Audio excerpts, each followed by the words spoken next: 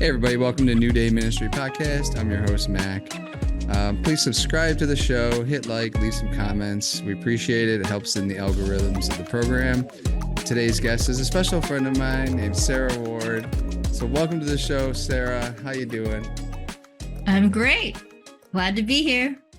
Thanks, Sarah. Would you please introduce yourself and why you're on the show? Yeah. I'm Sarah Ward, and I met Sean at All Nations Vineyard. And I'm also an author, and I go by Sarah Soon. That's my pen name. And I got that pen name before I got married. So I thought, if one day when I get married, I'll have a very easy to remember name, and it won't matter if I get married. I won't have to, be like, oh, you'd probably stick to the maiden name, but it just worked out better this way. Hey, Sarah, where can people find your products, your books? You said you're an author. So what's the best place to find them? Well, a couple things. If you want to get the ebook, you can get a discount for the Christmas novel at my website. It's sarahsoonbooks.com. I have a Shopify account. So Sarah, Sarah, Soon, Soon, books.com. If you want paperback, you can go on Amazon, Apple, Barnes and Nobles. Just look for Christmas at Sunshine Barn. Awesome. I'll put the links in the show notes and everything for everybody. So for those that are just listening on audio, they can just rewind it right there, listen again, and then find out how to get your books and so forth. So let's do a plug for the books for a moment, and then we'll dig into the actual interview. So what are the title of the books you've released and kind of what are they about? Yeah, so I had 2 debut books this year. So it's been a crazy November. The first one is called Christmas at Sunshine Barn, and it's book 1 of my Mayo Love series. And it's going to be, at the big picture, the series is a love story, but this particular one, it's more of like a character growth. And that's what I focus on, is transformative fiction, where my characters receive inner healing so they can find love and live authentically. So my main character is a male, and what he wants the most, he finds out maybe that's not the best for his life. So you have to read the book to get more. And then the other one is called Good Tidings. It's an anthology, and it's I'm part of a writer's mastermind group called Lady Litz, and there's 7 of us, and we all wrote a short story. One of them is an actual story that happened in Paris. The other 6 are short fiction stories, and the really an awesome part of it is not only is it short stories, but it has our family recipes in the back. And all the proceeds go to charity. So mine goes to international community outreach. What a wonderful concept. Let's talk for a second about that thing going on. You said there's other writers involved, other books, and you have a charity. So what is that? Yeah, so I'm part of a mastermind group called Lady Litz, and we're actually all over the world. We meet bi-monthly on Zoom just to talk about brainstorm with each other, discuss writing concepts, and then twice a week, some of us meet on Zoom to actually write. So we have a woman from France, another woman from Africa, and then the rest of us are all over the United States. So it's amazing. We have all these time zones, but we find a time to meet together on Zoom. So this brings up a question. If somebody's listening and they're interested in becoming an author or a writer, why don't we just go ahead and just talk about this for a minute? Can they reach out to this group? Is there something else you would suggest? What's some ideas you can riff on this for a minute and just talk about that? Absolutely. Right now, we aren't open to having any more adding to our group, but what helped me the most is community. Even though you sit there solitary at your desk, I even put it in my acknowledgement of my book. It takes a village to write a book. So if you're like, I really want to do this, one of the best things is to pray and ask God to lead you. And that's how I found this group. But there's so many different options. Look on maybe Facebook and see if there's a group there based on your genre. If you know you're either a nonfiction writer or if you're a fiction writer, look up, Google or go on Facebook. Hey, is there a group for this particular genre? Ask around, go on Facebook and say, hey, does anyone know any writing communities I can join, and see if there's people that will connect you. I can send it to you and you can put it in the show notes. I know some writing communities, you can, for affordable price, you can be part of a writing community. And that's how I found this particular community. I was a part of a platform marketing group. And one of the ladies, she actually passed this summer, but she did get her book in our anthology. She's like, I want, to create a writing group. And we all answered. And that's how the genesis of it. That's fascinating. It's interesting that there are so many communities out there. So there's podcasts and music and, whatever, books and all that. And so the people have often said right now in the last 10 years or so that books are dead. Nobody wants books anymore. But it's just like music. Well, music, why put out a CD? Why, but we're still making albums and we're still recording and we're still being creative. And just talk for a second about how God has inspired you to do this for a minute, because I feel like somebody might need to hear this. Yeah, it kind of goes with how I got started to write. I actually this plays into the whole story. Is I come from a family of entrepreneurs or people go in the medical field. So writing was not in my wheelhouse. So I was like, I want to be a corporate lawyer. So I did when I was at Oral Roberts for my undergrad, that was my goal. And I even joined the pre-law society. I was studying for the LSAT. My dad and I even create a budget for when I was going to go to U of M law school. I hadn't accepted, but that was my plan. And then God just kept throughout my junior year dropping hints that this is not his plan for me. And I remember I had a professor, an English professor, and we had to do an exercise. And bottom line, she's like, Sarah, you're a writer. And I was like, I dismissed it because, again, I don't come from a family of writers. I don't know anyone who's a writer. I did enjoy writing and creative aspect of it. So I just kind of put it in the back of my mind. After I graduated from college, I remember like running a lot, and I had all these thoughts of writing these books. And it was just really odd. And I got a job at a software company. And eventually, through different projects, they wanted me to do this writing project. And they asked me to be in their manual writing department. So all these signs were dropping in my heart. So I took a writing course, an online creative writing course, and loved it. I would write for like 5 hours on the weekend. So it planted enough seed that I started doing that. And here we are. So after those little steps, as you want to call it, right? Little revelations that seem to come into play in our lives, Yes. and then all of a sudden you take one step forward, and then the light keeps shining. And I find that Yes. always interesting that in our lives and our walk with God, like if he was to shine the whole light on you and you were to see it all, you'd probably be like, no, it's too much. I can't do that. But it's so funny how one little word sometimes can just Yeah. come in and just kind of guide, right? And you see the fruit of it. So you talked about your family for a minute, being healthcare, possibly law or something of that nature you're headed towards. So were you like one of four? Were you the youngest, only child? What type of family did you come from actually? Well, I started off being the oldest that I knew. I was actually born, my biological sister and I were born in South Korea.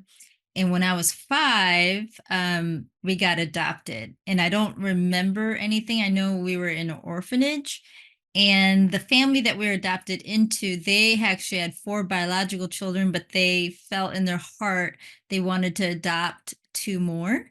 So they were looking for 2 sisters around our age. And the door actually closed in Korea, where they said, no, we're not doing any out of country adoptions. And I remember my dad, after he got the phone call at work, came home and told my mom, and she goes, no, God promised us 2 girls from Korea, end of story. So it's like my dad's like, okay. And so he contacted the senator. And long story short, like after, I don't think we were at the orphanage at that time. So it was just I can't verify that, but shortly after, I don't know how many months went by, we were dropped off at the orphanage. And then my dad gets a call and they're like, this has never happened before, but the state of Michigan is intervening in your case. And there's two girls that fit your profile that are ready for adoption from South Korea. And it was my sister and I. Wow. That's pretty amazing. So where was this, up in Michigan, you were just saying? Yeah. Yep, Northern Michigan. So actually had these women fly us from Korea to the United States, and they met us at the Detroit airport, my family. So I go from just only seeing Korean people to all of a sudden these white people just staring at us like, hey. And I'm sure they told us what was going to happen before we flew over, but it was probably quite a cultural shock. So now, as time goes along here in the timeline, did you have other siblings then in your family then? So they had other children, you said, or? Yeah, so they had four biological children that were older than us. So the oldest is my sister. She was 10 years older than me. Then the one closest to my age of their youngest was 3 years older. So relatively close. So it kind of fits a nice Yeah. little pattern there. And then, so what type of household are we talking about? Is it like a Christian household, a musical household? What type of things were happening? Yeah, they were Christians, which was pretty awesome. And that's how my mom even thought to adopt. She was reading the Bible out loud to my brother and another girl they're babysitting, and she's reading Ephesians about adoption, how God adopted us, and she's like, we should adopt. Yeah, so that Wow. was the genesis. And I got saved through Sunday school at their church. And like I said, my dad and my both sides of the family were entrepreneurs. My grandpa was an entrepreneur. My dad actually worked for his father-in-law in the business. So my grandfather, my paternal grandfather, he also was a business owner till the business burnt down, and then he just went into accounting. So like I said, I come from a family of entrepreneurs. My brothers are entrepreneurial. My sister works for our family's wedding venue. And then my other sister and my nephew, they're on the medical field. So it's just like those are the two things. I'm the only one that's gone into writing, although I helped my parents publish two books. So Wow, that's pretty cool. Is there any type of like, are the books out there right now? Is it something people can buy? um What is that? Since you just plugged yeah, it, come on. I know. So the most recent book that I recommend, because I don't know if the first book, which is more their memoir, the most recent book is Farmer D's Love Letters to His Grandkids. It's on Amazon, and I highly recommend it. I every month I edit. He writes a newsletter to his grandkids to talk about all different topics from faith to marriage to raising children to business, and he wanted to collaborate the 5 years of his monthly newsletters into a book. So I helped him create that, and it's on Amazon. And he used to be a pastor and an entrepreneur. So there's just a variety of different things that he writes about. And he had such a radical conversion story. It's in the book too. So Yeah, you don't want to give that all away. Let's let the readers dig yeah. in, right? So is there any audio versions of any of these books out right now? Yours, theirs? No, and that's something I need to do because that's like, especially when we're so busy, listening to it in the car is great. So that's something it's like on my to-do list for the future is to get an Audible. And my husband's like, I will do, because my character in Christmas Sunshine Barn is a male. So I really don't want to be reading it, but he's like, I'll do it. So we'll see, Sean. I mean, that man's a busy man, and doing an Audible script for a novel would take like probably a whole weekend or two. So we'll see. But that's one of my goals. All right, so it sounds like a very interesting family, and you got a cool backstory. So there's a lot in there, and unfortunately, we don't have time to dig into it all. But as you were getting up towards your high school age, it sounds like you had college in mind, and it sounds like the environment you were raised in kind of was prepping you for that type of environment, possibly. So how did you end up coming down? I went to ORU too, Yeah. married with kids and stuff. But so when did you come down to the Tulsa area? Because we are sitting in the Tulsa area now. So what happened? You came down to Tulsa, I believe, for ORU, right? Or did your family move here or anything like that? No, so that's a great story. So I have five other siblings, and my oldest sister Lori, for some reason, she came across Oral Roberts. So yeah, so that sparked an interest in my dad. So he told all of us afterwards, I really would like to go for all of you to go at least 1 year at Oral Roberts.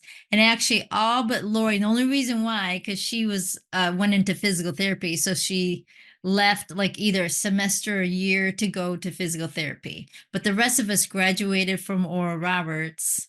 So it Are was, the- I actually wanted to go to Michigan, University of Michigan, but my dad's like 1 year and then I just stayed and it was a good decision.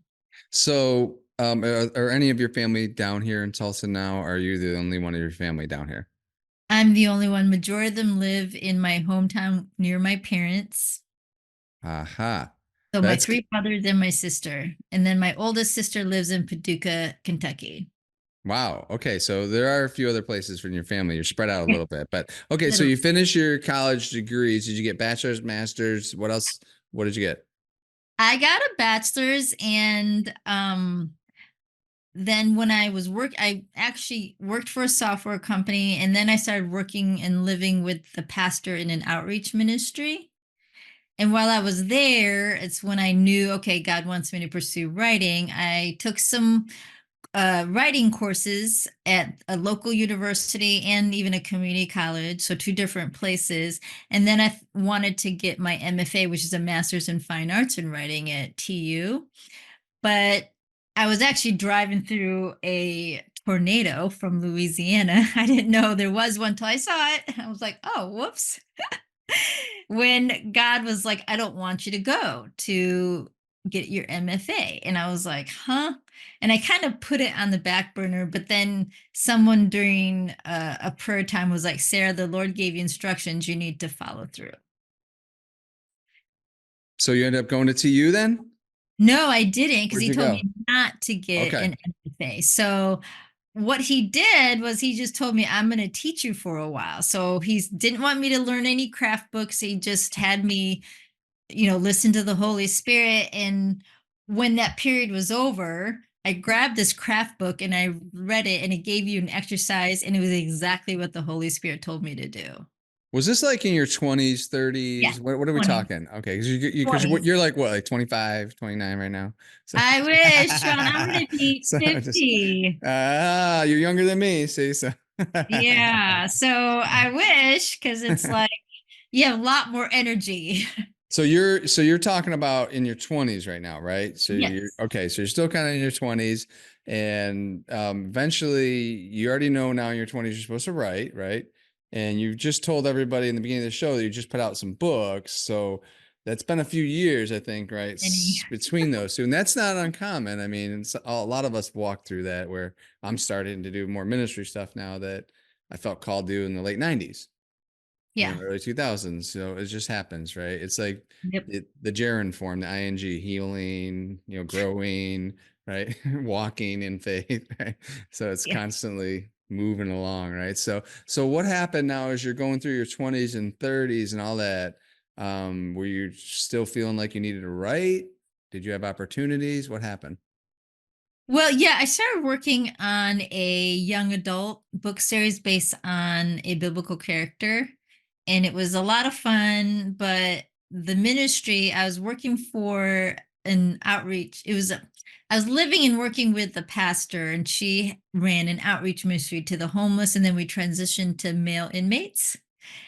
And she got cancer, and things just went crazy. She got healed but during the time of getting chemotherapy there was just a lot of needs that she had because she was still doing the ministry, so my role amped up to not only help her with the chemotherapy and help her with her personal organization but also with the ministry. So I could only do so much, so I put the book writing on hold. And then when I did eventually leave the ministry I picked it back up. And then I was working on that book series and I went to a writer's conference, and an author that I had a consultation with, she was like her advice was to change some premises of my book. And I remember it was just a shock because I was like so geared on this book series and I've written 3 books and I was like, what? And I remember just they had a chapel there because it was a Christian book conference. And so I remember sitting in the chapel like so unsure what to do. So when I got back home, I just put it on the shelf, started working on other books.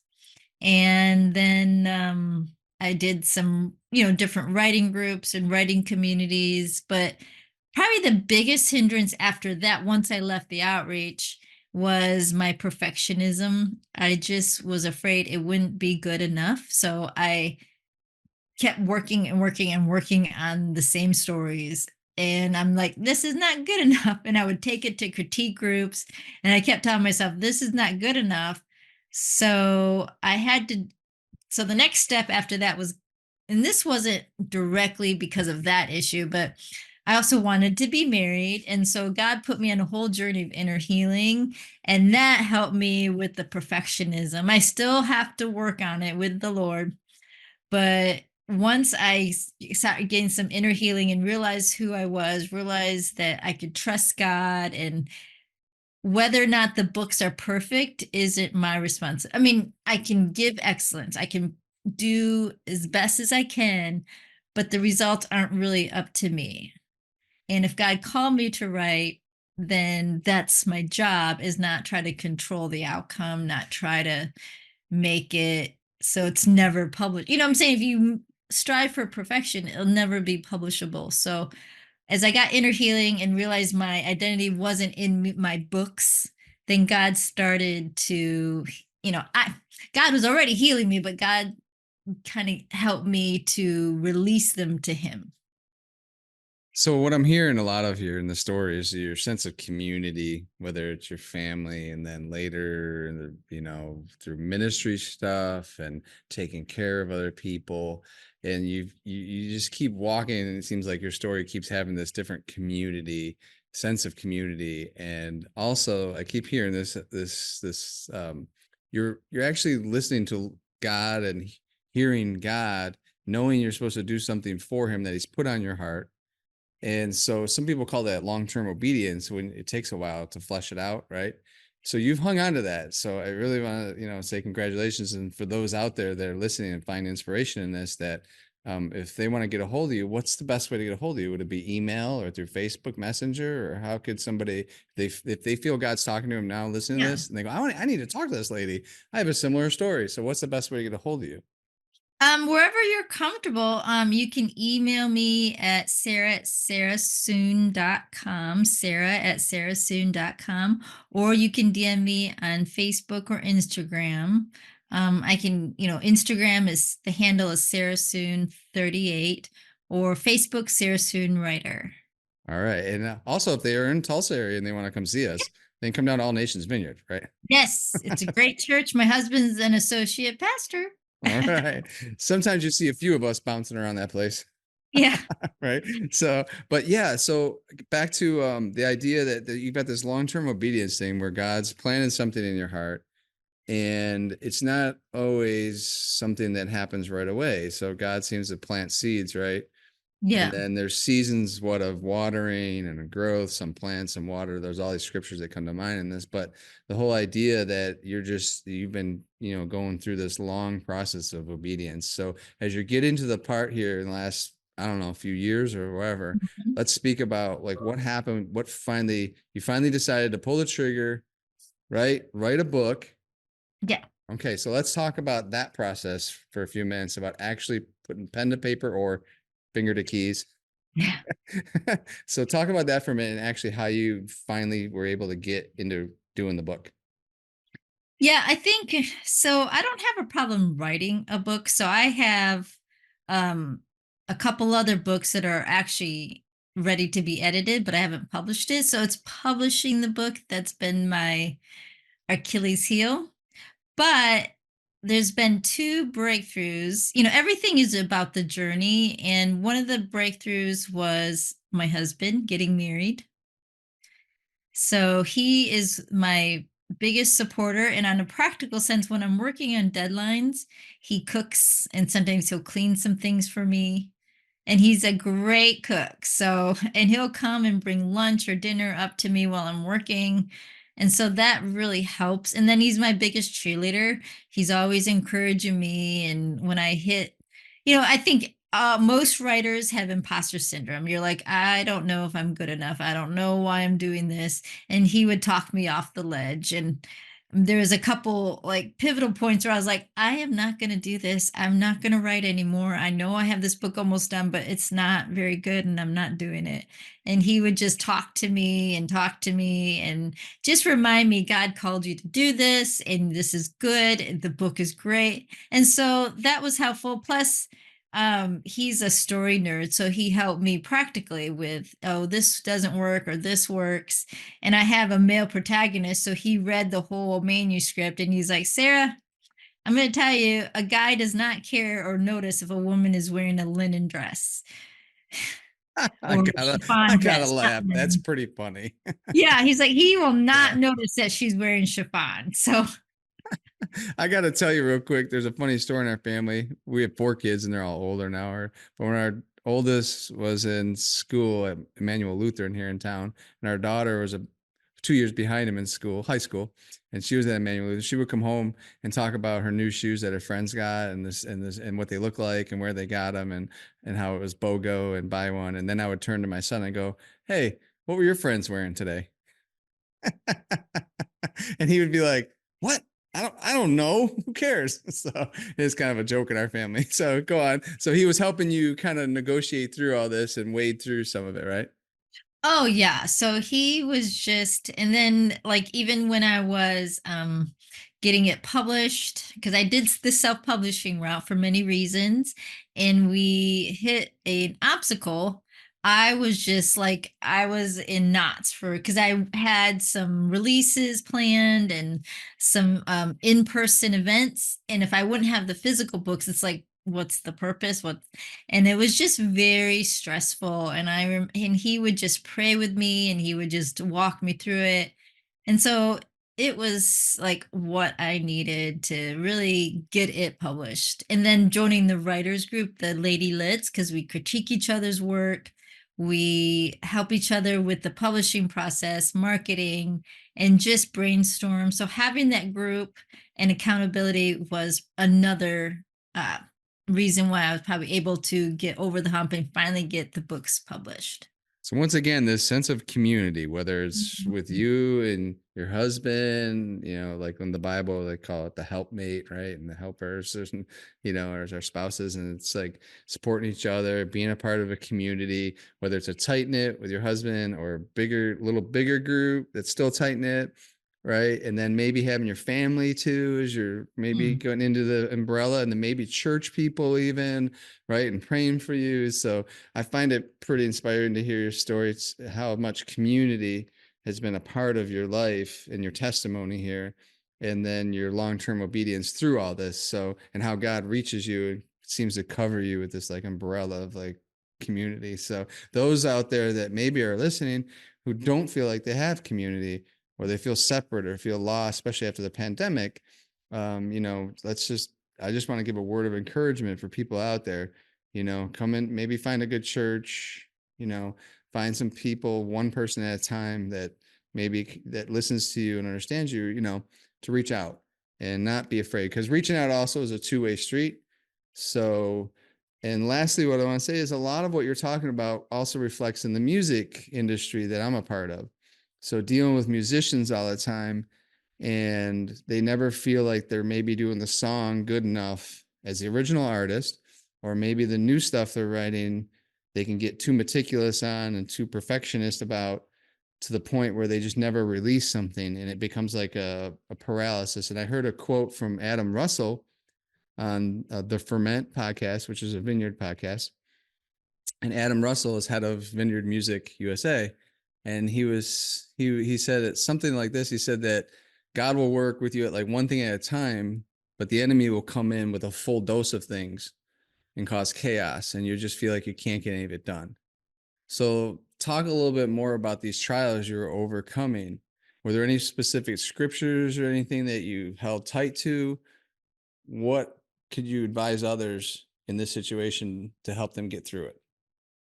Yeah, probably one of the biggest things is well, this is off the top of the head. I was living it more than just continually reciting it, is he that began a good work in you.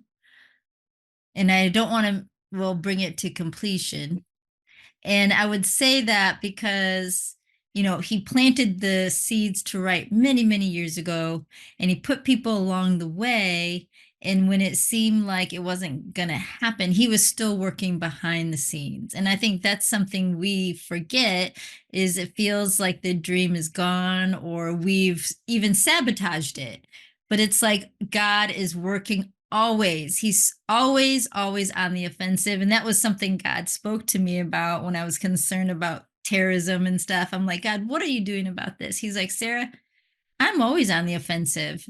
I'm not reacting to anything that's happening. I'm like, oh, and it was just so a paradigm shift to realize that no matter what we perceive or think, God is always on the offensive. He's always in a place of victory. He's always conquering. We just may not see it, but it's so that was one of the things that I would say to anybody that's going through. You have a dream. Let's say you want to write this book and you just keep hitting obstacles. All I would say is just keep doing what you're doing, keep sitting there, keep pursuing him, and know that he is working behind the scenes and his timing is perfect. Sometimes I wanted to be married in my 20s and I didn't get married to my 40s. And it was a hard journey, but Robert is 8 years younger than me. So honestly, I couldn't have married him until, and neither of us were really ready till then for many different reasons.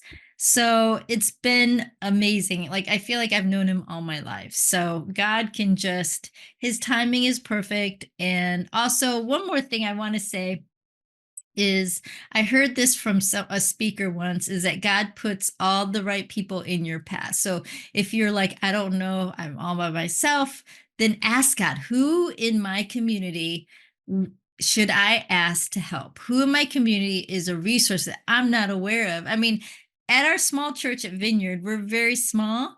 And there was a fiction writer, Lisa Harris, that you interviewed, and she is prolific. I think she's published over 40 books. I mean, we have like 30 people in our church, and God brought me to a church where there is a prolific Christian fiction writer. So he can connect you, he can put you where you need to be. And oftentimes we just have to quit being so in our little box and ask and look and ask God where and who is in my life already that can help me with the goals you've placed in my path. Amen to that. I love it. And my wife's read a lot of Lisa's books already, so I'd always ask her after she was done, like, what's the gist of that one? How was it? She's always saying, so we'll give Lisa a plug too. Why not? Well, Yeah. Gail's always saying, like, oh man, this book was so good and it was so great. And so it's so fun to be able to hear that testimony from you, that right among you, right in front of you, right around you, there's resources possibly to tap into, but asking God to reveal that to you for wisdom, for doors to open, right? Maybe for boldness sometimes, because sometimes you feel like these other people, maybe they don't want to talk to you, or maybe they don't have time or something. But to just be able to step forward, just be like, with that boldness, say, you know what? I'm just gonna get out there and ask this person. And so that is really cool. I love it. So Sarah, on the books now, you said there's two, right now you have out, but you have more in the works, right? You're Yes. thinking, all right, Oh, so I'm working.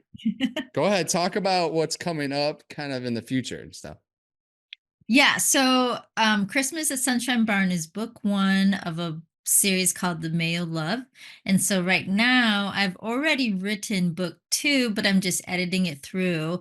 I need to change things, especially because I already wrote book one, which is happened 2 years prior. So I did something that maybe I shouldn't have done, but it worked out. I already wrote Love at the Mail, which will be book two, but then I decided not to publish it, and I wrote a what would I wouldn't say prequel, but I wrote a book that happened 2 years prior to a different character. So it does connect, and then I'm gonna do probably two more in the book series. So I went to France actually to research for book three because my characters grandmother lives in France. And so that was such a fun trip. So that's something I was just going to bring up. I'm glad you went there. So, not only writing books out right from your head, Yeah. right, but you've actually kind of, and then you get some feedback, of course, from Robert, from your Mhm. husband and stuff, right? But on top of that, you've also been able to get out. You said to Paris and all that kind of stuff. Have you gone into any other places too to like kind of research these characters, these storylines? Yeah, so well, we did go to Paris, but most of the research was in the French Pyrenees Mountains. It's in a place called Gavarnie, which the Gavarnie Cirque, it's a big cirque in the mountains and it's a UNESCO protected site. It's amazing. If you Google it, you'll be even the pictures though when and don't do it justice if you see it in person. So that was an amazing trip and I got a lot of research being there in person. I got to see the culture, what they eat, the way they are. And it answered a lot of questions that I had about my book that I wasn't sure. So it was pretty cool. That's awesome. Hold on just a second. I'll edit this out. My son walked in. Jacob, you Yeah. find it? Or I'm out in my studio area. Get it? Okay. Sorry. I'll edit No, that out. you're good. And then we also, I didn't do this for the book, and I could later on, but we went to Prague and we got to see the Lillards. Jerry Lillard was our former pastor at All Nations Vineyard, and Robert and him are really close. He actually married us. So it was really cool to be there in Prague and visit with them. And my grandma is actually Czech. So she Wow. was just so touched when I told her all about visiting Prague and my book, Good Tidings, the short story. It's about a Czech character named Lena, and she gets inspired from her grandmother, who is Czech. So that my grandmother, who is now going to be 103 in 9 days, she is the inspiration for that short story that was in Good Tidings. So it was cool to go to a country that, my adopted, but I call my parent family. My great grandfather and great grandmother came over from when it was under Austro-Hungary rule, and they met in the United States and got married. So, I have relatives that still live there. That's awesome. It's pretty fascinating. I love when authors and musicians and painters and artists will go find inspiration somewhere. So maybe they're looking into, so if like a friend of mine, he's an ORU grad from Tulsa, he's a musician, but now he's a music therapist. He'll be on the show. He was already on the show once. Scott read it all. And so like he went to like Ireland because he was interested in bluegrass stuff here. And he went over to Ireland, learned reels and all that, what they call reels and music and all this stuff and in Norway. And then he brings it back to America, what he learned, and he starts doing stuff here with it. So it's just like that. The writings, you can go in there and sometimes you find inspiration, absorb some of that ambiance, and those of us that are more artistic, we kind of understand this. She's shaking her head right now on the video because she knows like I like writing a song or sometimes finding a song to play at worship and stuff. Sometimes there's just this thing that happens where you're like, yeah, I'm doing that song and it's going down. It's like, and then for you to go over there and to see some of these things and to hear some things and to taste things maybe, and now you start writing about it. So, I actually have well, it's not off topic. It's on the topic of writing. Do you think at all possibly that you'd ever write about your homeland? Korea, South Korea? Yeah. I mean, I Yeah. don't know. No, that's something that could happen. What's funny is, and I checked with people and they said it's perfectly fine. Like, because I'm raised in a white culture, white family, like my characters are white. But I would love to, not love to, not this. I would be interested in having a Korean American character. It's just that I would have to research the Korean culture because I don't really know anything about the Korean culture. I don't remember when I was in Korea, but that might be something where I have a character that is, adopted and then goes back to Korea. That would be cool. Now you've done some, like, I thought you've done some book signings, been out and about. What type of feedback have you gotten? Is anybody said something or looked at you and said, "I didn't think that's what you look like," or "I didn't think that's how you talk," or whatever. I don't know. Or maybe hopefully it was all good feedback. Talk about that for a minute. Yeah, well, you know, most of the book launches are with my friends and family. I did go to a bookstore, but they didn't know if the character was what, because they didn't know my book. So I think I might get that feedback more like book two, book three, and then they finally see me and they're like, oh, or they look at the picture in the back of the book, the author picture, and they're like, she's not white. So I think that would happen. And I talked to some, I'm a part of another writers group and I asked them too. And they're like, no, it's fine. This one man's like, my ancestor, my family's from Colombia, but I'm writing about an ancient Babylonian culture. So, and I'm reading a book now. It's a Pulitzer Prize winning novel. And he's white, but he writes about different Asian cultures and characters and white characters. And so, as long as you're representing them properly, and I can represent a white family very better than I could in a Korean family. I mean, to me, I'm more comfortable because I would have to do a lot of research and interview people of what a Korean family looks like. So that's why I gravitate because I'm writing what I know. But I could write about like a Korean American that was adopted from Korea and do that well. But I find this interesting because we know people here in town that adopted Ukrainian kids years ago.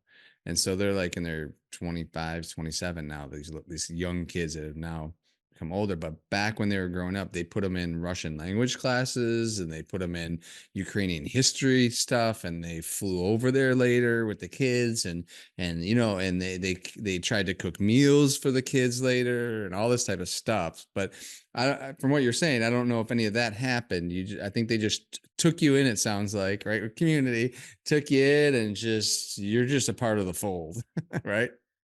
yeah, so there was a couple things. We were from a very small city up in northern Michigan, and it was a predominantly Polish Catholic community. So I say that because I got teased a lot, and I don't think kids meant it as being mean, but they just saw someone who looked different. So they would tease me about my facial features. So that developed a lot of shame. So my parents kept saying, we will take you to Korea. We will take you to Korea, but my sister and I didn't want to be associated. And you hear about a lot of immigrant children, they don't want to be associated with their country of origin. They want to be fit in with the people they're around now. So I didn't want, it just was a lot of shame associated with being different, and I didn't want to be different. So both of us were like, no, we're not interested. I'm interested now, but I wasn't interested back then. I just wanted to belong and act and be associated as just American, not Korean, not anything different. Because when I did get associated with being Korean, it was always in the negative light. So, no, and my family, I think, because they had 6 kids once they adopted us, and back then, I don't think learning cultural backgrounds was as emphasized as it is now. Because I know that my brother, they've adopted some kids, and they looked into what, because they adopted a South Korean boy, and they looked into some things about South Korean celebrate some things that the South Koreans celebrate, but that's like 20, 30 years later. So I think the world is a lot more smaller because of the internet, that you can know things real quick. Yeah, I find this really interesting because I knew a girl. Her name was Jill. My wife and I went to high school together, but prior to that, in kindergarten, there was a girl. I'm from a little tiny town outside Niagara Falls, little dairy farms and hay fields and Indian reservations and all that. And there was a girl and her sister, and they were from South Korea too, I believe. In fact, yeah. And Jill, and I remember my first grade, second grade, we took a class trip for her citizenship stuff, and she was somewhere around second gradish, and we went. I still remember going, and she was just brought into our whole culture, and we just, Jill and her sister were awesome. And I know for a fact they didn't like travel back, and we didn't have the opportunities like you were talking about. We were in a small town, 1,600 people in the whole town, still that way, like a couple stoplights.